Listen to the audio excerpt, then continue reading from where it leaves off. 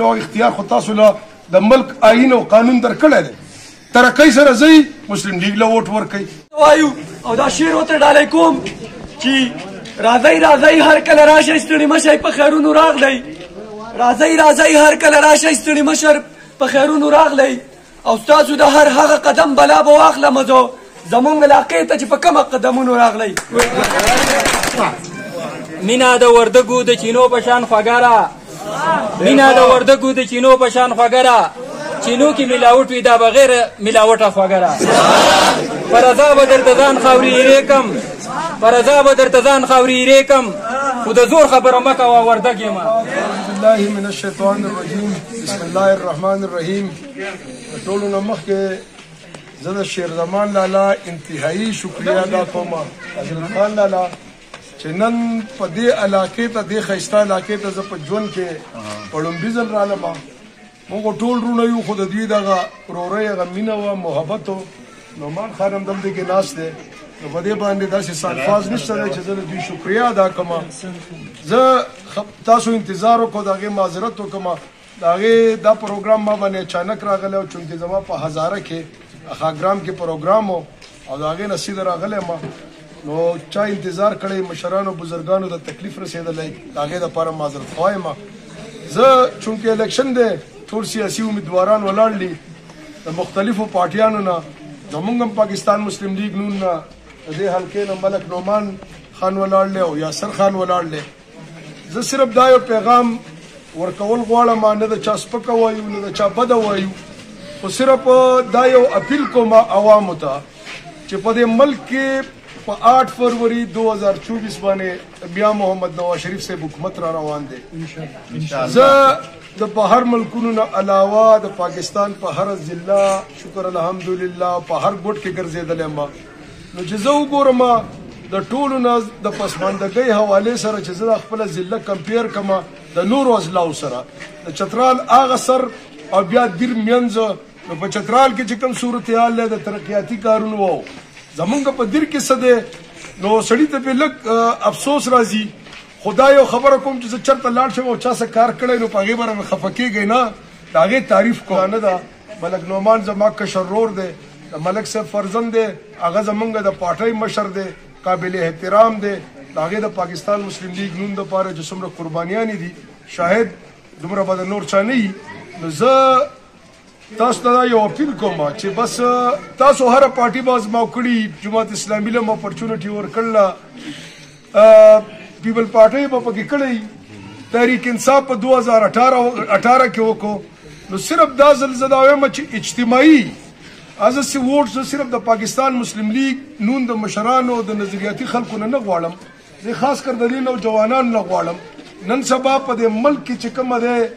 د 60% آبادي نوجوانانو ده چونکې اوس خو د نور په شان ښکاره صورتحال دی چې په ملک کې د پاکستان مسلم لیگ نون حکومت دی ان شاء الله تعالی په دې صوبه کې به هم د پاکستان مسلم لیگ نون حکومت به اتحادی به چا سره اتحاد کیږي هغه وروستو خبرې دي نو زه دا وایم چې د ترقۍ نه شاته نه پاتې کیږو راځئ چې یو موټی شو که تاسو اپوزیشن ایم پی ای یا ایم این ای ولېږئ نو څه به وکړي تاسو ماته ووایئ څه به وکړي چې منسټر نه به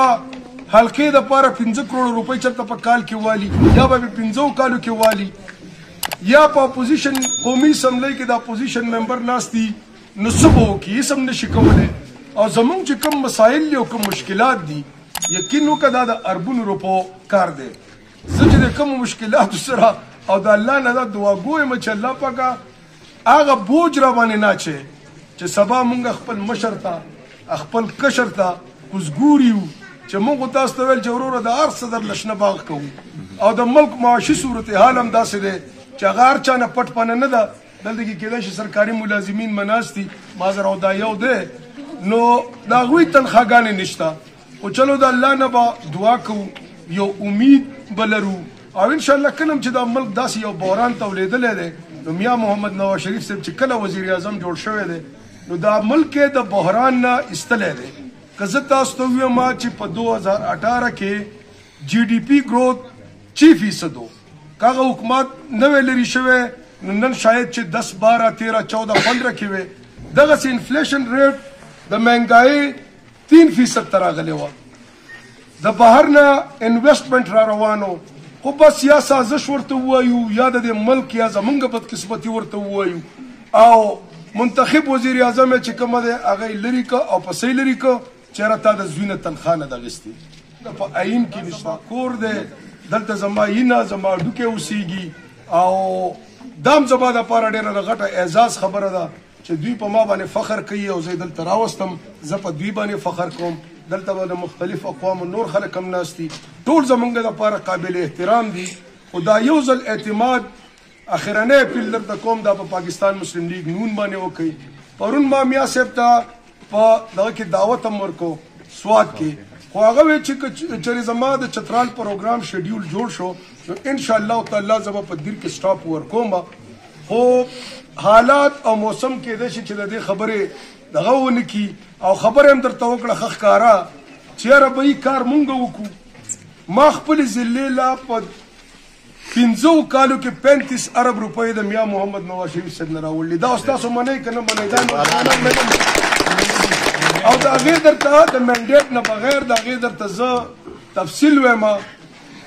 چې 1 ارب روپۍ 132 KVA واړی ګریډ سټیشن 1 ارب روپۍ 132 KVA د چوکیاتن ګریډ سټیشن 2 ارب روپۍ د زلزله زدګانو دپاره چې په هغې باقاعده طور میا صاحب بهر عوامو ته سپیچ وکړو ډېر زیات نوجوانانو چې د چا نقصان شوی هغه له ړومبی ورکوي د چا ورپسې لږ شوی هغه له بیا ورکوي او دې پورې چې څوک د زلزلې د جټکو نه یېرېدلی نو هغه له هم ورکوي دا بیان دا سټیټمنټ په ریکارډ باندې دی د هغې نه علاوه 1 ارب 86 کروڑ روپۍ مونږ شرنګل یونیورسټۍ ته راوړلي الله دې افتخار حسین شاه صاحب مغفرت نصیب کړي بنیاد هغه یې ایښلی و